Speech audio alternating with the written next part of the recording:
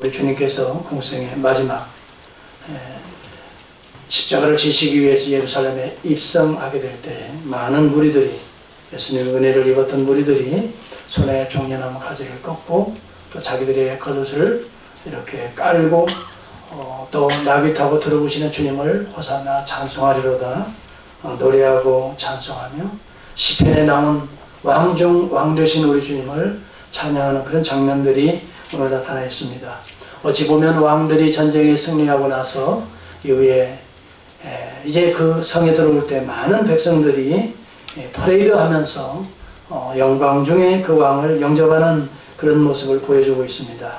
그런데 여기 본문에 보면 세상의 왕들이 입성할 때의 그 승리의 모습과 오늘 주님이 입성할 때의 모습은 비슷한 것 같으면서도 다른 한 가지 한 장면이 나타나는데, 왕들은 군마, 승마, 오히려 백마를 타고 입장하지만 그러나 우리 주님은 나귀 새끼를 타고 입장하시는, 나귀 새끼를 타고 예루살렘에 입성하시는 그런 장면이 독특하게 그려져 있습니다.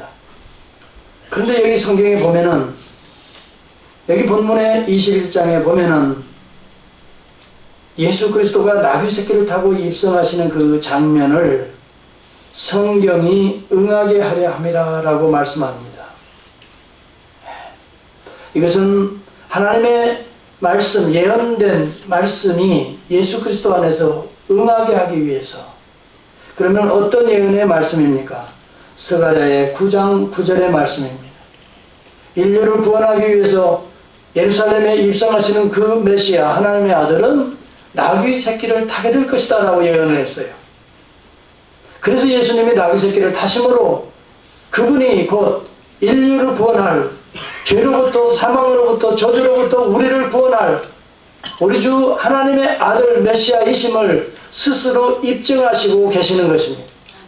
이 세상의 왕이 아니라 하나님 나라의 왕 중 왕이심을 스스로 입증하시기 위해서 우리 주님은 말하지 아니하시고 그 예언된 그 내용을 그대로 자기의 마지막 예루살렘 입성에서 성취하고 계시는 것입니다. 이렇게 하심으로 오실 메시아가 본인이신 것을 사실 데몬스트레이트 하고 계시는 것입니다. 예수님 스스로 이것을 직접적 시위라고 말합니다. 신학적으로 보면 간접적 시위가 있고 직접적 시위가 있습니다. 간접적 시위라고 하는 것은 예언의 말씀을 비유로 풀어서 자신의 메시아이심을 드러내는 것이고, 직접적 시위는 그 메시아의 예언된 것을 자신이 퍼포먼스 하심으로 직접적으로 메시아이심을 증거하는, 데몬스트레이트 시위하시는 것입니다. 이것을 바라보고 믿는 자들은 하나님 나라의 백성이 될 것이요, 믿지 아니하는 자들은 하나님 나라의 백성이 되지 못할 것입니다. 우리 주님의 직접적 시인 것입니다. 나귀 새끼를 타시는 것입니다.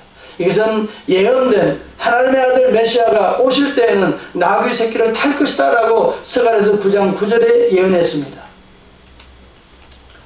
여러분, 그래서 5절에 보면은 시온 딸에게 이르기를, 이게 스가랴서 9장 9절입니다. 또 이사야서 62장 11절을 예언하고 있습니다. 시온 딸아 기뻐할지어다 너희 왕이 임하나니, 그렇게 말합니다.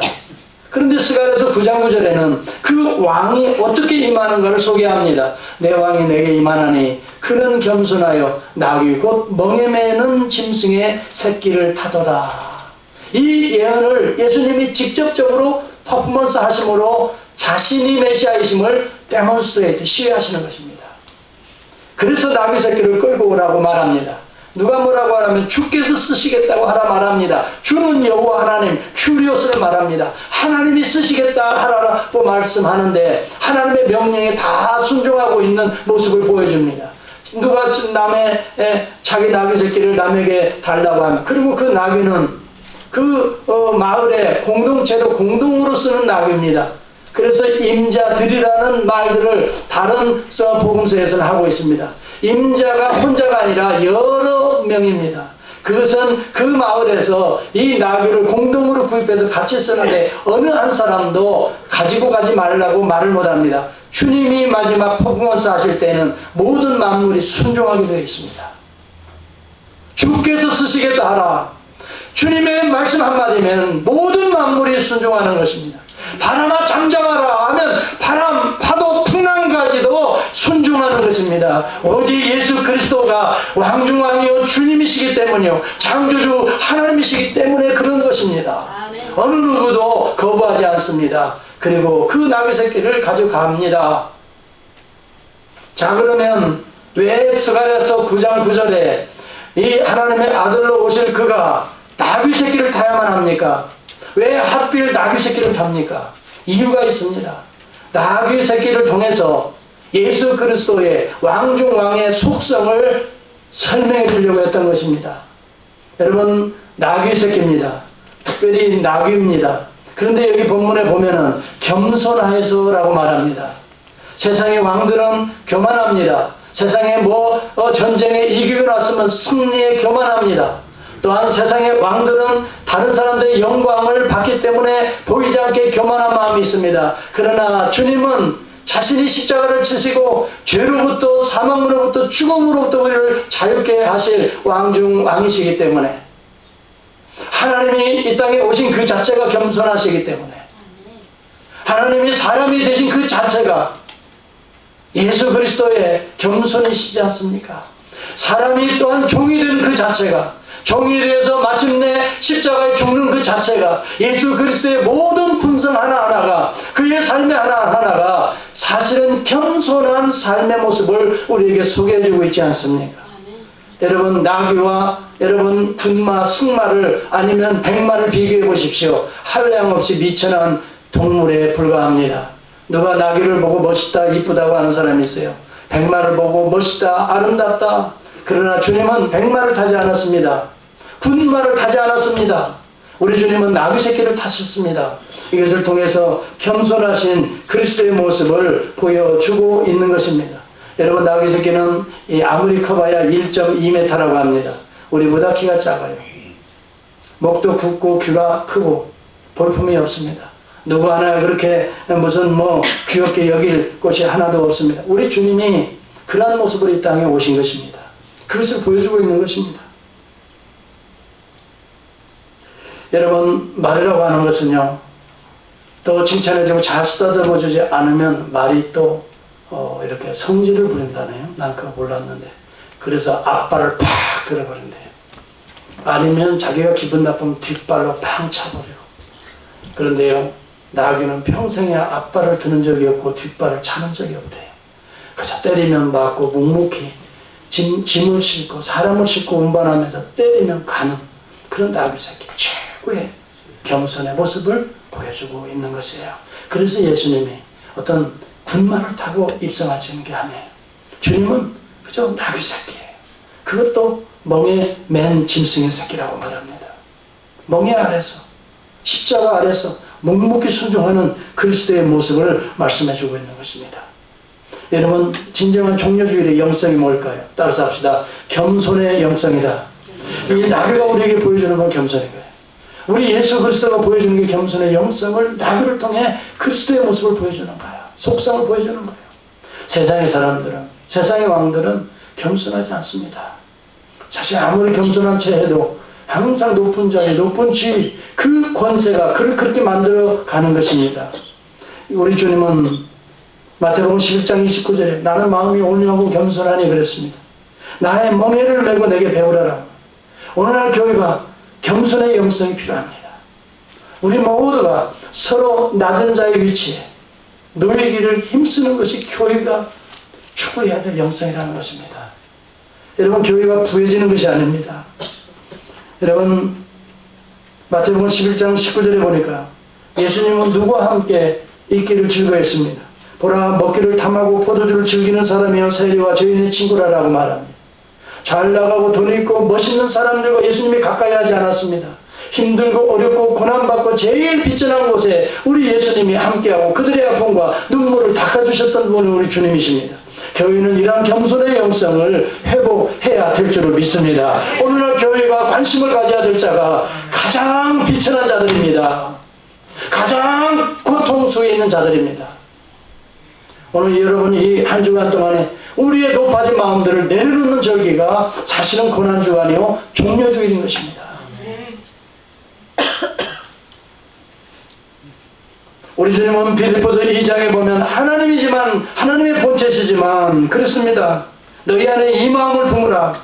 곧 그리스도 예수의 마음이니 그는 근본 하나님의 본체시나 하나님과 동등됨을 취할 것으로 여기지 아니하시고 오히려 자기를 비어 종의 형체를 가져 사람들과 같이 되었고 사람의 모양으로 나타나셨음에 자기를 낮추시고 죽기까지 복종하셨으니 곧 십자가에 죽으심이라. 그래서 우리 주님이 나귀 새끼를 타시는 것입니다. 아멘.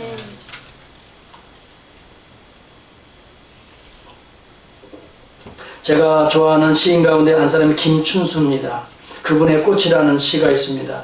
내가 그의 이름을 불러주기 전에는 그는 다만 하나의 몸짓에 지나지 않았다. 내가 그의 이름을 불러주었을 때 그는 나에게로 와서 꽃이 되었다. 내가 그의 이름을 불러준 것처럼 나의 이 빛깔과 향기에 알맞는 누가 나의 이름을 불러다오. 그에게로 가서 나도 그의 꽃이 되고 싶다. 우리들은 모두 무엇이 되고 싶다. 나는 너에게, 너는 나에게 잊혀지지 않는 하나의 의미가 되고 싶다. 멋있지 않아요? 어렵죠? 저도 이 시를 묵상하면서 많은 걸 생각했어요. 단순하게 몸짓에 불과한 하나의 물체에 불과한 것이 이름을 불러줄 때 하나의 관계가 형성이 되잖아요. 그리고 꽃이 되잖아요. 그렇지 않습니까? 이름을 불러줄 때. 여러분, 우리는 사실은 동물적 근성으로 이 땅에 살아가는데 하나님께서 우리의 이름을 불러주었어.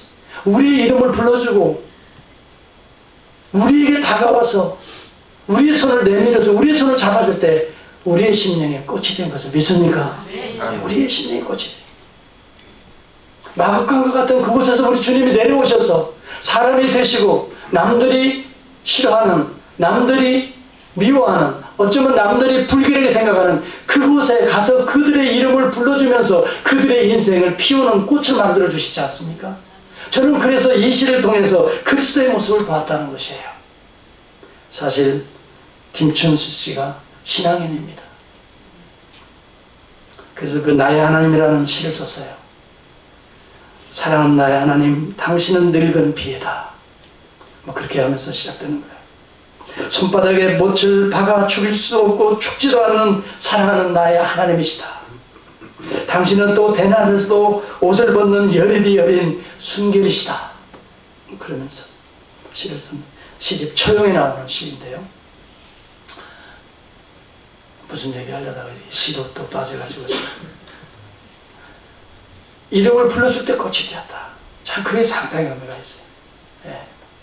여러분, 우리가 서로 불러줄 수 있기를 바랍니다. 이런 그럴 때 관계가 만들어지고 그 영혼의 꽃이 피어지는 게 주의 이름으로 같이 불러주시기를 바랍니다. 예. 가난하고 특별히 소외되고 어렵고 힘들어하는 자들에게 가까이 가서 이름을 불러주시기를 바랍니다. 여러분, 들어주시기를 바랍니다. 그냥 들어만 주어도 문제가 풀리게 되는 것입니다. 그냥 잡아만 주어도 꽃이 피어나는 것입니다. 여러분, 예수님이 그렇게 사셨단 말이에요. 그것이 겸손인 것입니다. 위에 높은 곳에 계셔서 낮고 천한 인간들을 살펴보며 저주하고 절망하고 여러분 그렇게 하고 이 정죄하고 판단한 분이 우리 하나님이 아니시란 말입니다. 그것은 모슬렘의 하나님입니다. 모슬렘의 하나님은 초월적 하나님을 믿습니다. 임재적 하나님, 내재적 하나님을 믿지 않습니다. 그 하나님이 어떻게 우리 속에 들어오실 수 있는가를 믿지 않습니다. 초월적인 하나님, 두려워하는 하나님. 여러분, 기독교는 그게 아닙니다. 그 하나님이 초월에 계심과 동시에 사람이 되시고 오늘 종이 되셔서 우리 안에 거하시는 그 하나님, 그 주님을 우리는 믿는 것입니다. 내 이름을 불러주고 나를 꽃으로 만들어 가시는 그 하나님을 우리는 믿는 것입니다.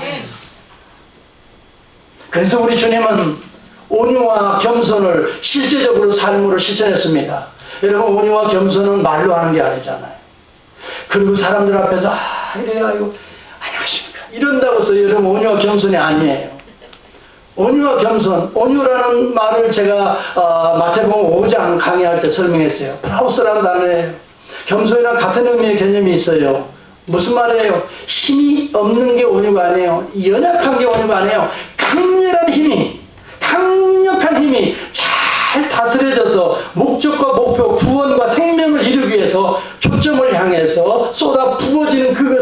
마음이라고 말하는 거라.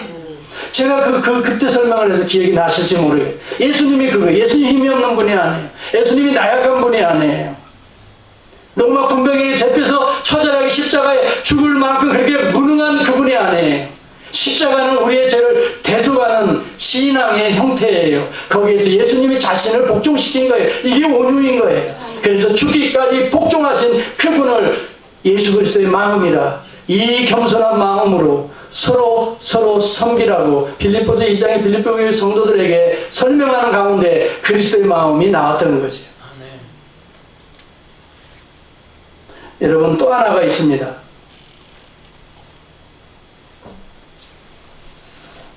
예수님이 다시는 것은 말이 아닙니다. 예수님은 나귀 새끼를 타십니다. 다시 말하면 하나님은 겸손한 자를 타십니다. 우리가 낮아질 때 하나님이 우리 가운데 타십니다. 우리 가운데 역사하셔서 우리 가운데에서 그의 역사를 이루십니다. 교만한 마음 속에는 예수님이 타지 않습니다. 예수님이 타신 말은 아닙니다. 군마도 아니요 승마도 백마도 사실 아닙니다. 예수님은 가장 천박해 보였던 나귀 그 가운데도 새끼를 탔습니다. 사람이 타보지 아니한, 그렇게 말했습니다. 사람이 타보지 아니한, 사람의 어떤 인위적인 냄새가 없는 순결한 새끼를 타셨습니다. 어린아이와 같은 그런 순결한 마음속에 하나님이 타시는 것입니다. 하나님의 역사와 기적이 그 속에서 일어나는 것입니다. 여러분, 이것을 아셔야 됩니다. 다윗의 물맷돌 속에서 이 수천, 5천 세겔의 갑옷을 입은 골리앗이 부러지지 않습니까?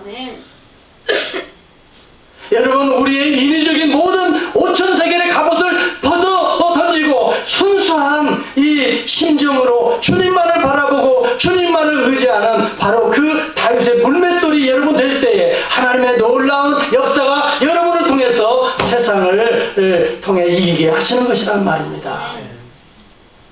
여러분, 오병이어의 기적을 보십시오. 어린아이의 순수한 마음속에서 자기가 먹을 이 2마리의 물고기와 5개의 보리떡 속에 주님 앞에 드려지는데 그 속에서 역사와 기적이 담겨지지 않습니까? 아멘. 여러분, 우리 주님의 기적과 은혜와 역사는 어떤 화려한 것이 아닙니다. 그것은 하나님이 좋아해서 그걸 쓰는 게 아니라 우리는 시각을 바꿔야 합니다. 예수 믿는다는 게 뭘까요? 진짜 우리의 심령에 예수 믿는 것이고 예수를 따라가는 것, 주님을 따라가는 것이 뭘까요? 우리는 전부 다 백마를 타기를 원하지 않습니까? 그렇게 사람들의 관심을 받고 영광을 받기를 원하지 않습니까? 예수님은 손가락질을 당해도 세리와 죄인들의 친구라고 했습니다. 무엇을 타십니까? 나귀 새끼를 타신 것입니다. 그의 삶 전체가 그렇습니다. 여러분, 다니엘서 4장에 보면 느부갓네살 왕의 이야기가 나옵니다. 하나님께서 그 바벨론을 이렇게 정말 번성케 하셨습니다. 왜? 바벨론을 통해서 하실 역사가 있었기 때문에. 그래서 이스라엘의 유다 민족들을 훈련시키기 위해서 바벨론을 부흥케 했습니다. 바벨론을 번성케 했습니다. 강력하게 했습니다. 그런데 느부갓네살 왕이 하는 얘기를 들어보세요. 야! 내 이 큰 바벨론은 내가 능력과 권세로 건설하여 나의 보성을 삼고 이것으로 내 위엄의 영광을 나타낸 것이냐 아니냐 하면서 자기의 영광을 정말 높이 그때에 하나님의 음성이 하늘에서 내려 들립니다. 나라의 위가 내게서 떠났느니라. 그래서 하나님의 영광이 떠나니까 어떻게 됩니까? 하루아침에 들짐승이 됩니다. 들짐승과 같이 들에 가하며 소처럼 풀을 뜯어먹는 인생이 되어버리고 맙니다. 그 왕이 손톱은 새발톱같이 자랐습니다. 머리털은 독수리털과 같이 자라서 7년 동안 그렇게 됩니다. 이것은 무엇을 말해주는 스토리입니까? 교만하면 하나님이 꺾으신다는 걸 말해주는 거예요. 아멘. 그러나 겸손한 자를 하나님이 세우신다는 걸 말씀해요. 예. 다니엘서 5장에 보면 똑같은 스토리가, 비슷한 스토리가 나옵니다. 벨사살 왕입니다. 느부갓네살의 아들입니다. 벨사살 왕이 교만방자했습니다. 일천 궁녀와 같은 여자들을 끼고 만찬을 베풀면서 이 유단 나라에서 가져온 성전에서 가져온 기물로 이 술잔을 마셔서 들이키면서 이 놀고 있었습니다. 유흥을 즐기고 있었습니다. 그때 하늘에서 이 한 손이 나타나 벽에 뭐라고 글씨를 씁니까? 메네메네 데겔 우바르신이라는 글씨가 쫙 나옵니다. 무슨 말입니까? 내가 세워보고 달아보고 그들을 달아보는데 심판받을 수밖에 없도다. 즉시로 죽게 됩니다. 그날로 죽게 되었습니다. 하나님의 거룩한 성물을 가지고 술잔을 하며 여인들을 끼고 즐기는 그 벨사살 왕을 그날로 불러가 버렸습니다. 무엇을 말합니까? 사랑하는 성도 여러분, 우리가 교만할 때 하나님은 우리를 꺾으신다는 걸 기억해야 합니다. 낮아져야 되는데 어떻게 낮아져야 됩니까? 나귀 새끼까지 낮아져야 됩니다. 어린아이와 심령에까지도 낮아져야 됩니다. 바로 그것에 하나님의 나라가 임한다라고 했습니다. 우리 주님이 어떤 제자들을 초대교회에 썼습니까? 정말 고기 잡는 어부들, 무식하게 보이는 그 어부들을 하나님이 쓰신 것을 기억하십니까? 하나님이 지혜가 없습니까? 예수님이 하나님이 우리 예수님의 능력이 없습니까? 그 무식해 보이고 그 소위 말하면 시골 구석의 어부들을 주님의 12제자로 인류의 문명과 역사를 바꾼 인물들로 그들을 썼습니다. 무엇을 말합니까? 따라서 합시다. 하나님의 손에 붙들려지기만 하면 역사가 일어난다. 예, 조건이 아닙니다. 세상의 어떤 것이 아닙니다. 그래서 고린도전서 1장 26, 29절에 그렇게 말합니다. 형제들아 너희를 부르심을 보라. 육체를 따라 지혜 있는 자가 많지 않다 그랬어요. 능한 자도 많지 않냐면 문벌 좋은 자가 많지 않아. 가문이 그렇게 훌륭하지도 않지만 그러나 하나님께서 세상에 미련한 것들을 택하사 지혜 있는 자들을 부끄럽게 하려 하시고 세상에 약한 것들을 택하사 강한 채 잘난지 않은 자들을 부끄럽게 하려 하시며 하나님께서 세상에 천한 것들과 멸시받는 것들과 없는 것들을 택하사 있는 것들을 패하게 하려 하시나니 아무 육체라도 하나님 앞에 자랑하지 못하게 하려 함이라 그랬어요. 이것이 그리스도의 겸손의 영성입니다. 하나님이 사람이 되고 종이 되고 십자가에 죽기까지 복종하셨다면 오늘 교회는, 오늘 성도들은 어디까지 겸손해야 할까? 죽기까지 겸손해야 합니다. 여러분, 그래서 날마다 죽지 아니하면 내가 살게 되어 있습니다. 내 생각이, 자존심이 살게 되어 있습니다.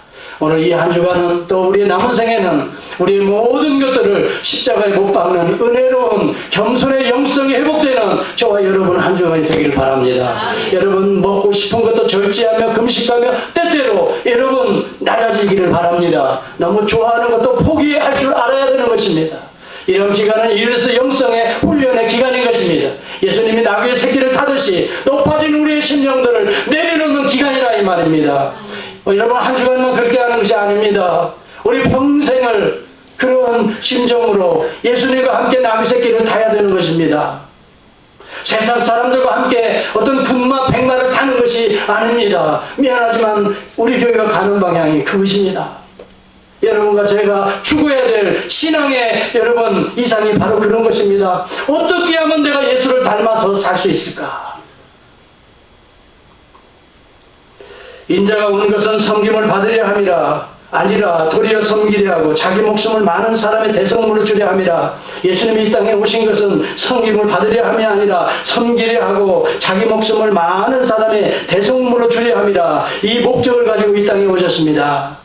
그래서 나귀 새끼를 타는 것입니다. 나귀 새끼는 평생을 섬기는 일에 수종드는 동물입니다. 나귀 새끼는 무거운 짐들을 항상 짊어지고 갑니다. 짐꾼입니다. 나귀 새끼는 사람들을 피곤하면 태웁니다. 여러분 나귀는 평생을 사람을 섬깁니다. 그러므로 나귀 새끼를 왜 하필 옷을 배시하는 나귀 새끼를 타야만 합니까? 섬김의 종인 것을 그리스도의 속성을 또 다르게 증거하는 것입니다. 사랑하는 성도 여러분, 온유와 겸손이 예수 그리스도의 속성이요 세 번째는 섬김의 속성입니다. 그것을 위해서 오셨다는 것입니다.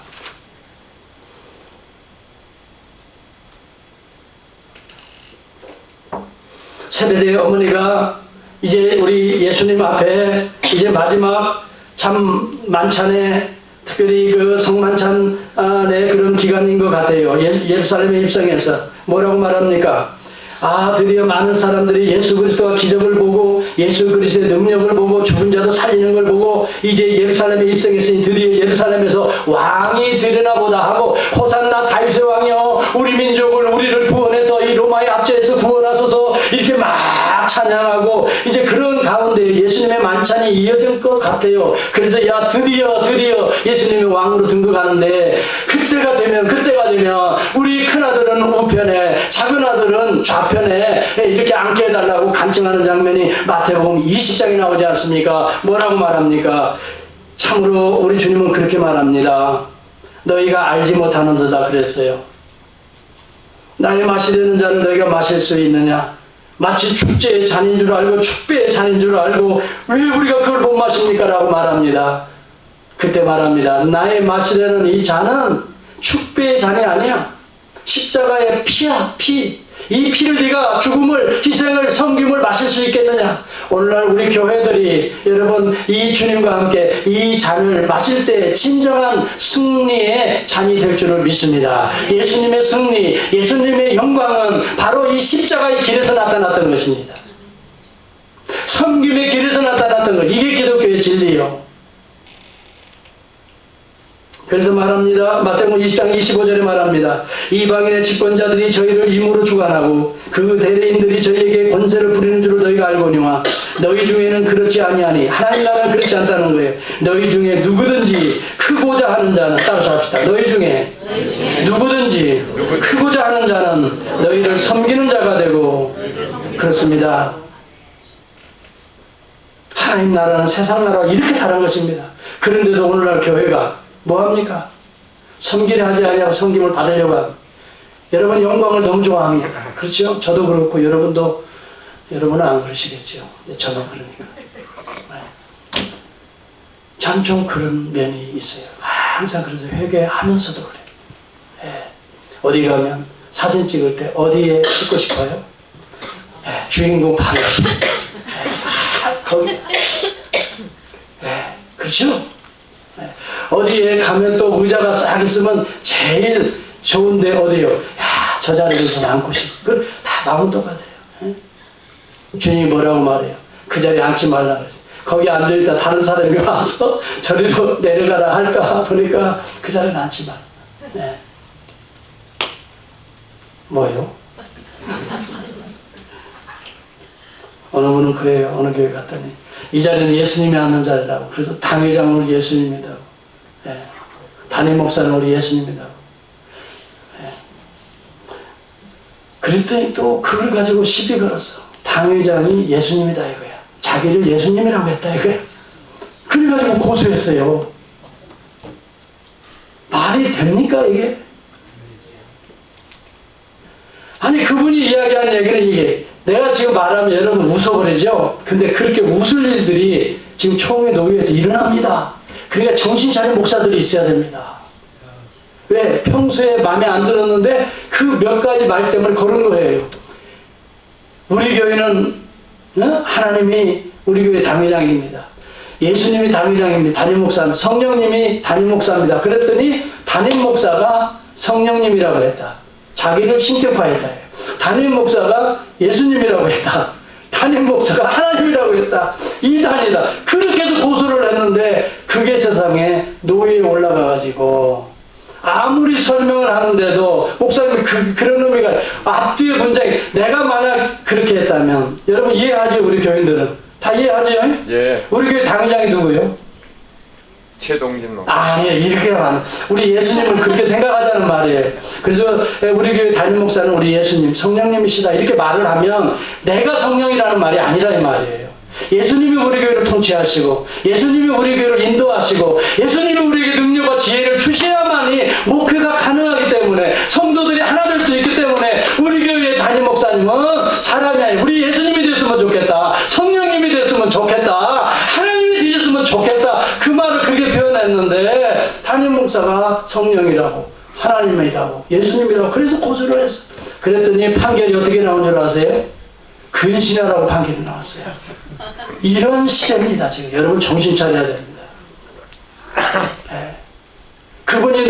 다른 얘기를 하니까 어른 목사님들이 약간 좀 저건 이제 때가 되면 좀 뭐 해야 되겠는데, 교회 안에서도 벌써 좋아하는 분도 있지만 싫어하는 장로님이 그 20명이 장로님. 그러니까 얼마나 큰 교회예요. 얘가 말하면 여러분 다 알을 것 같아서 내가 말을 못하겠지. 창피해서. 장로님이 20명인데 5분이 그리고 목사를 싫어해요. 그래서 5분이 고소한 거예요. 그것 때문에. 그래서 15명에 올라가가지고 그게 아니고 목사님이 이런 의미에서 말했다. 아무리 해도 듣지를 않아요. 듣지를 않아. 그래서 근신처분이 내려지. 지금 시대가 이런 시대예요.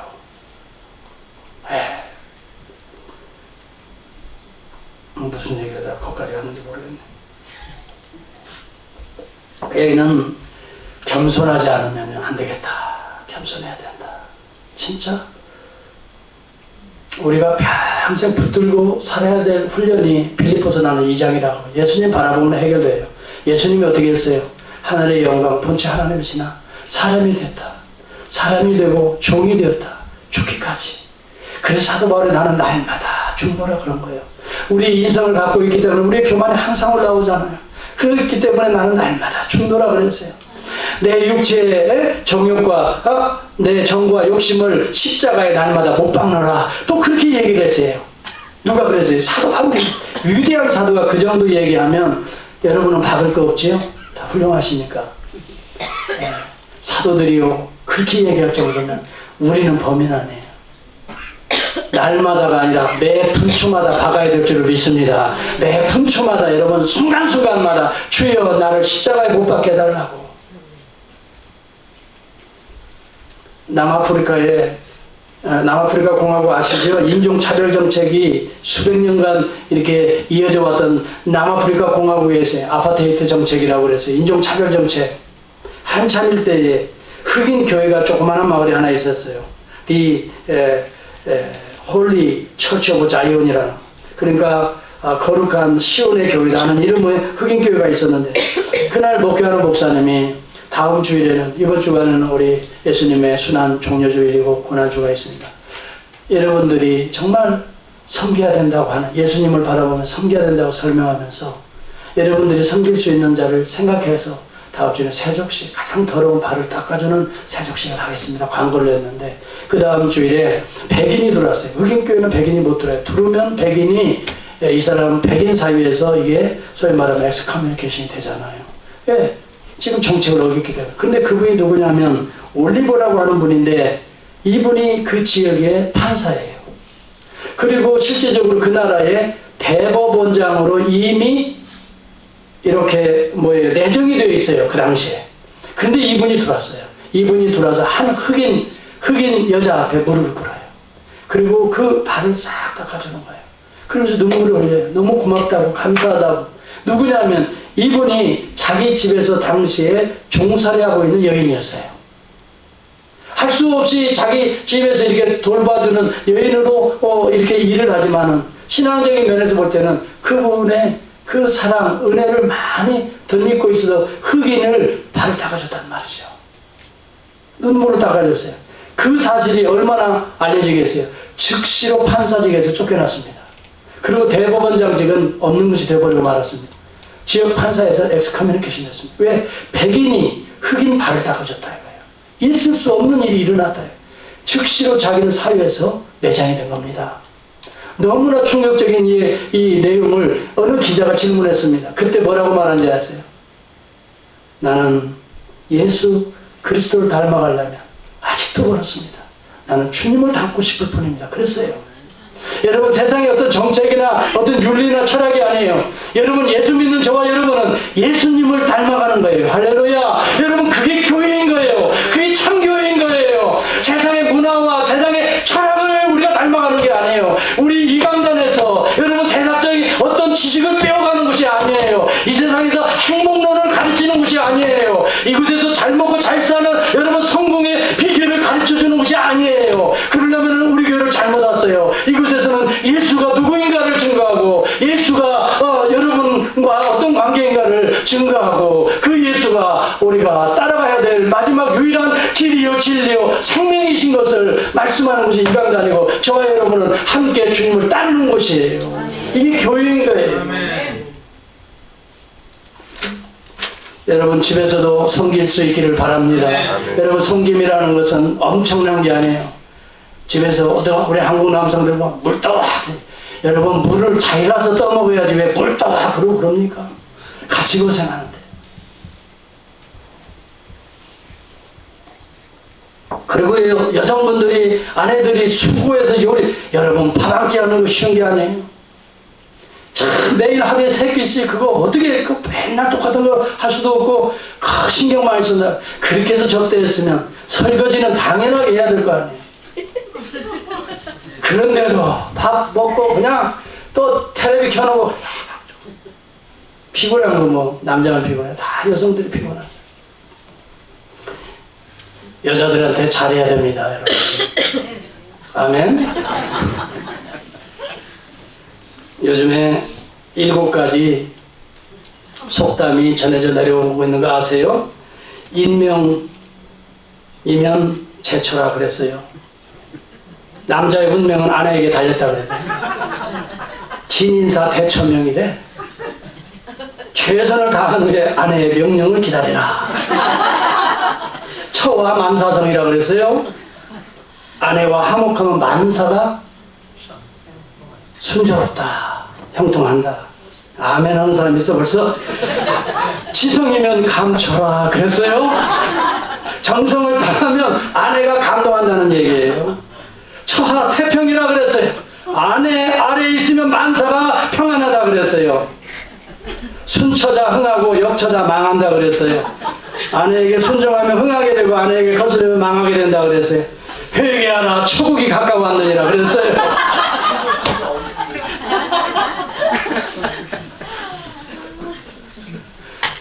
아내의 나라가 가까워왔으니 빨리 남성들은 딴짓한 거 회개하고 준비 잘해야 됩니다. 사랑하는 성도 여러분, 이렇게 참 수고하고 애쓰는 아내들을 잘 격려해주고 용기를 북돋아주고 힘들 때 대신해주고 그러면 그 아내가 그 사랑이 어디로 가겠습니까? 다 또 남자에게 오지 않아요. 아멘. 네. 사실 미국에 와보니까 아내들이 우리 성도들과도 아내들이 고생을 너무 많이 해요. 참 안타까워. 그럴 수밖에 없는 현실이잖아요. 그렇죠. 똑같이 남자는 나가서 일하라고 그랬죠. 아내는 가정을 해야 되는데 미국의 현실이 그렇지 않잖아요. 그러니까 육체노동을 똑같이 하고 집에 와서도 또 밥 해야 되는 게 얼마나 힘들어요. 여러분 할 수 있으면 남자도 요리 배워서 좀 같이 도와주고 말이지. 사랑받는 3가지 얘기 드릴게요. 아내에게 사랑받는 첫째, 양말을 잘 벗어 세탁기에 넣어라. 2번째는요, 변기통에 소변을 튀게 하지 말라. 3번째는요, 설거지 후에는 물을 튀지 않게 잘 닦으라. 그러면 사랑받는데요. 한번 그렇게 해보실래요? 그렇게 서로 섬기고 화목한 우리 교회 될 수 있기를 주의 이름으로 축원합니다. 이렇게 하다 보니까 또 시간이 또 다 됐어요. 준비한 걸 안 할 수는 없고 1분만 하겠습니다. 마지막 영성. 첫 번째, 두 번째 다 잊어버렸죠? 첫 번째, 예수가 낙이 탄 첫 번째 영성이 뭐예요? 겸손의 영성. 두 번째는요, 섬김의 영성, 평생 섬기. 세 번째는 종려나무는 승리의 영성인데요. 지금 종려나무 가지 흔들고 사람들은 속을 몰라, 예수님이.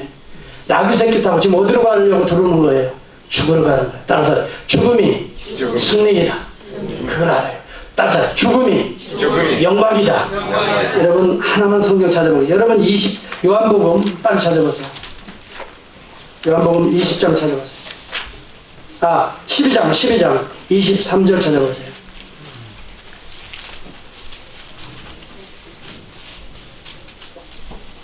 요한복음 12장 23절입니다. 찾았어요? 시작. 인자의 영광을 얻을 때가 왔도다. 내가 진실로 진실로 너희에게 이르노니 한 알의 밀이 땅에 떨어져 죽지 아니하면 한 알 그대로 있고 죽으면 많은 열매를 맺느니라. 인자의 무슨 때가 왔다고요? 영광을 얻을 때. 이때는 무슨 때예요? 죽을 때예요. 한 알의 밀이 죽을 때. 십자가를 질 때예요. 여러분 죽으면 삽니다. 그런데 죽지 않으니까 살지 못하는 거예요. 영성이 어느 때 삽니까? 내가 죽을 때 삽니다. 죽을 때 내가 죽는 게 아니에요. 그리스도가 살기 때문에 새로운 내가 태어나는 것입니다. 그리고 이것은 나만 살리는 게 아니에요. 상대방을 살립니다. 그래서 예수가 사실은 영광을 얻을 때라고 말했어요. 사랑하는 성도 여러분, 진정한 영성, 승리의 영성은 내가 죽을 때입니다. 예, 승리의 영성은 죽을 때입니다. 예, 죽을 때 영광이 나타납니다. 여러분, 죽을 때 절대 무시당한 세상 사람들은 무시합니다. 그러나 진짜 죽는 사람은 하나님이 그때 영광을 그에게 부어주시는 때예요. 그때 하나님이 기뻐하시는 때예요. 그래, 네가 예수 닮아 죽는구나. 그때 하나님 영광 받는 때예요. 사람들은 병신 같아서 힘이 없어서 아이고 쪼잔해서 죽는 게 아니에요. 하나님은 그때 어떤 간에 죽을 때에 하나님은 그때 영광을 받으세요. 여러분이 살려고 할 때 하나님의 영광은 떠나게 돼요. 여러분 미안하지만 여러분이 자존심 세울 때 여러분은 이겼을지 몰라요. 여러분은 대단하다라고 스스로 느꼈을지 모르지만 그때 영광은 떠나는 거예요. 십자가를 여러분 버리는 거예요. 사랑하는 성도 여러분, 오늘 우리가 한 주간 동안 일주일을 금식하면서 특별히 언제 우리가 금식해요? 2주간밖에 안 해요. 한 끼라도 금식하는 거예요. 그렇죠? 아침이라도 금식, 아니면 저녁이라도 해요. 어떤 분은 다이어트를 위해서라도 좀 하세요. 예. 그러면서 여러분 밥만 금하는 것을 뭐라고 그랬어요? 그 금식이라고 그랬어요. 금식을 하는 게 아니라 금식이에요. 먹고 싶은 것을 절제하는 거예요. 그러면서 하나님의 말씀을 먹으라는 거예요.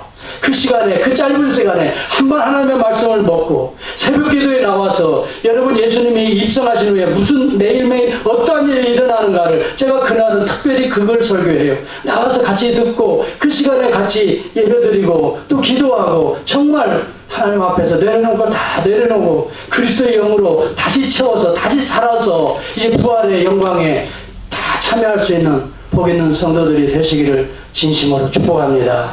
기도하겠습니다. 하나님 아버지 고맙습니다.